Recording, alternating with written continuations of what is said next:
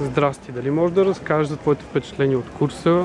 Какво ти хареса, какво не ти хареса, кои бяха най-добрите лекции, кои лектори ти допаднаха?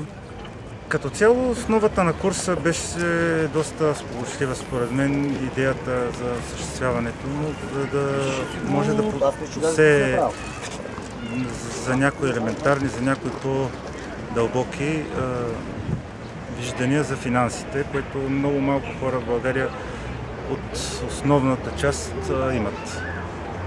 Смисълът на лекциите беше изчерпателен всеки път с различните лектори, които обхванаха доста голяма гама от въпросите, които ние не знаем повечето хора.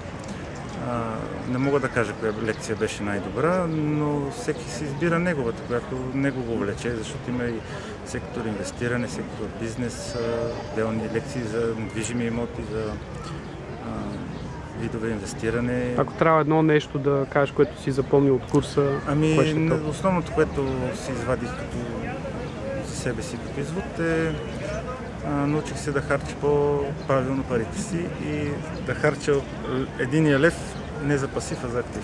Супер. Мерси.